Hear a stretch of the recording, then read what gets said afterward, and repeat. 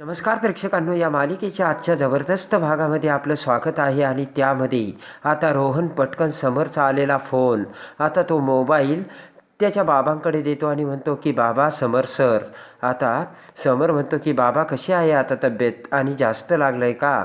आता रडक्या स्वरात स्वानंदीचे बाबा म्हणतात की अहो समर साहेब, मला लागलं आहे त्याचा मला त्रास होत नाही आहे, पण मी तुम्हाला दिलेला शब्द पाळू शकलो नाही, याचा मला आता आणखी त्रास होतो आहे.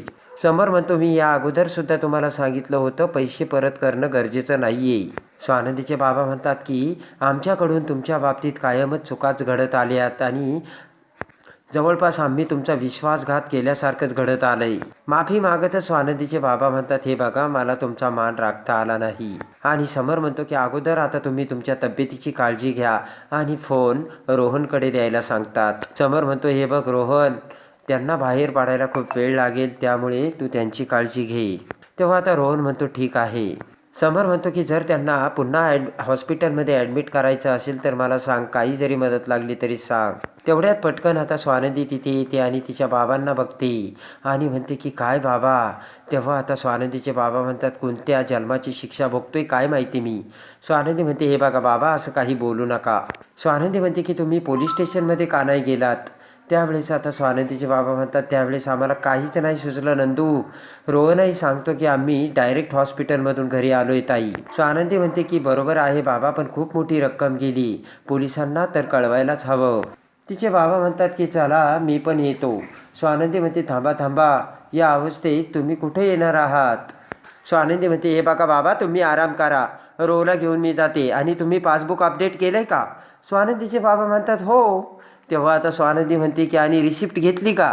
तर स्वानंदीचे बाबा म्हणतात हो, सगळ्या फॉर्मॅलिटीज पूर्ण केल्यात मी. आणि लगेच आता स्वानंदी रोहनला घेऊन पोलीस कंप्लेंट करायला निघते. इकडे अर्पिता आता मलिकाच्या बेडरूममध्ये येताच खुश होऊन मलिका अर्पिताला सगळी हकीकत सांगते. मलिका म्हणते की जर मी हे केलं नसतं ना तर आपल्यावर कोणती वेळ आली असती अर्पिता काय माहिती. मलिका म्हणते बघितलं का, ती स्वानंदी स्वतःची आणि तिच्या फॅमिलीची चूक समोर समोर निस्तारायचा प्रयत्न करते.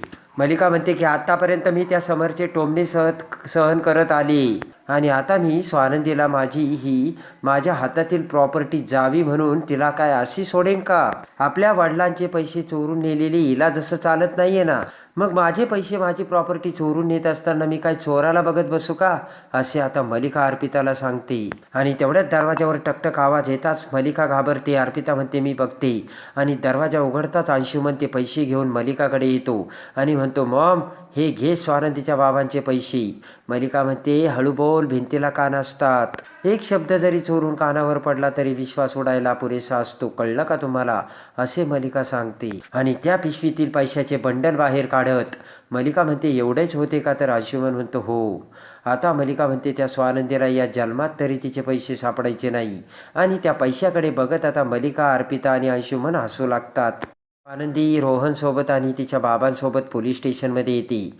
तेव्हा आता रोहनचे बाबा आता त्यांना सगळी माहिती सांगू लागतात. स्वानंदीचे बाबा म्हणतात जर मी पुन्हा त्यांना बघितलं तर नक्की ओळखेन. आणि स्वानंदीचे बाबा म्हणतात मी त्यांचे चेहरे अजिबात विसरू शकणार नाही. आता तेवढ्यात इन्स्पेक्टर तिथे येत स्वानंदीला म्हणतो स्वानंदी मॅडम, तुम्ही स्वानंदी सरपोतदार ना? स्वानंदी म्हणते हो. पटकन इन्स्पेक्टर त्यांना तिथे बसायला सांगतो. आता पटकन तो इन्स्पेक्टर स्वानंदीला ओळखतो आणि म्हणतो की माझ्या आईला 4ही धामाला जायचं होतं, आणि त्यावेळेस आम्ही तुमच्याकडे आलो होतो तर तुम्ही खूप छान पॅकेज करून दिलं होतं. आणि लगेच आता ते आठवून स्वानंदी म्हणते की कोरेगाव वाडी ना? तर लगेच इन्स्पेक्टर म्हणतो हो. तर लगेच आता तो म्हणतो की मी वर्दीत असल्यामुळे तुम्ही मला ओळखलं नसेल. इन्स्पेक्टर म्हणतात आईची ट्रीप खूप छान झाली बरं का? स्वानंदी म्हणते आला होता, आल्या आल्या त्यांचा फोन आला होता. इन्स्पेक्टर म्हणतात अहो 10 वेळेस तिने तुमचं नाव काढलं असेल, आणि हे तुमचे बाबा का? तर स्वानंदी म्हणते हो. आता इन्स्पेक्टर म्हणतात काय झालं सांगा ना? तर हवालदार म्हणतो की मॅडम जी पैशाची चोरी झाली, 10 लाख रुपये दिवसाढवळ्या उडवलेत. तर इन्स्पेक्टर म्हणतात अरे बापरे, कधी झालं? तर स्वानंदी म्हणते की हे काय आजच दिवसाढवळ्या. आता इन्स्पेक्टर म्हणतात तुम्ही काही काळजी करू नका, आम्ही चोराला शोधून तुमचे पैसे मिळवून देऊ शकतो, तुम्ही निश्चिंत राहा. आता इन्स्पेक्टर तो कागद आता त्या स्वानंदीच्या बाबाकडे देत म्हणतात की फक्त ओळख पटवण्यासाठी तुम्हाला इथे यावं लागेल. तर स्वानंदीचे बाबा म्हणतात का आम्ही नक्की येऊ. स्वानंदी म्हणते की थँक्यू बरं का, तुमचे आभार कसे मानावेत हेच काही कळत नाही. इन्स्पेक्टर म्हणतात आभार मानू नका, हे माझं कामच आहे. आणि आता तिथलं सगळं आवरल्यानंतर रोहन म्हणतो, ताई तुला सोडायला येऊ का? स्वानंदी म्हणते, नको, अरे इथून मला जवळच आहे, तू जा बाबांना घेऊन. इकडे आता घरी आदिरा आणि मंदाकिनी बसलेले असतात. मंदाकिनी म्हणते की माझं ना आता डोकंच चालना, काय करावं तेच कळत नाही. मंदाकिनी म्हणते, बाळा आदिरा काहीतरी करणं. आदिरा म्हणते, मी काय करू आई? मंदाकिनी म्हणते की तुझ्या भावाला सांग ना माफ करायला. मंदाकिनी म्हणते, आदिरा आता ही आमची सुद्धा माणसे तुझीच झाली ना, तेव्हा तुझ्या भावाला सांग आम्हाला पैसे वगैरे नको आणि माफ करायला. आदिरा आता चक्रावून जात मंदाकिनीकडे बघते. मंदाकिनी म्हणते, नाही तर हे सुद्धा आम्हाला शांतपणे जगू देणार नाही आणि स्वतःही जगणार नाही. डोक्याला खूप त्रास होईल ग आदिरा. मंदाकिनी म्हणते की आता कुठून आणणार एवढे पैसे, दुसरा काहीच मार्ग नाही ग आदिरा. आता इकडे समर बेडरूममध्ये बसलेल्या असताना स्वानंदी घरी येते. तिने आता पासबुक आणि ती पैसे काढल्याची रिसीट आणलेली असते.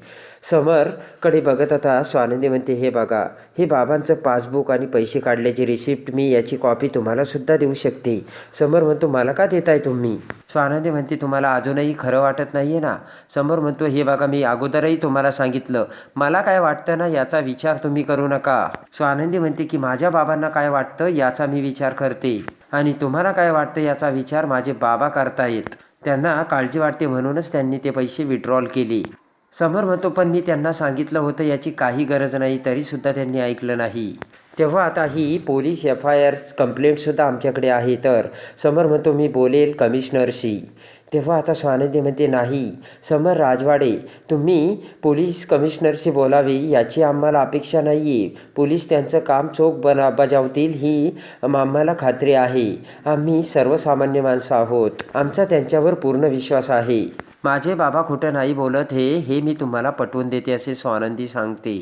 बाबा अत्यंत प्रामाणिक आणि चांगले आहेत म्हणून मी तुम्हाला हे सांगते, बाकी मला काही बोलायचं नाही, एवढंच सांगायचं होतं असे म्हणत स्वानंदी ती रिसिप्ट आणि ती कंप्लेंटची FIR फॉर्म तिथेच ठेवून आता बाहेर निघून जाते.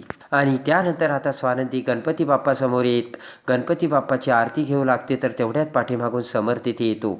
स्वानंदी म्हणते की तुम्हाला जर घाई असेल तर तुम्ही करून घ्या. आणि स्वानंदी बाजूला होते ते बघून हात करतच आता समोर म्हणतो की बापरे, काय मॅच्युरिटी, समजूतदारपणाचा तर कळसच. आणि त्यानंतर इकडे पटकन आता थँक्यू असे म्हणत इकडे आता स्वानंदी बाजूला होती. तर समर आता गणपती बाप्पाच्या पाया पडतो आणि जाऊ लागतो.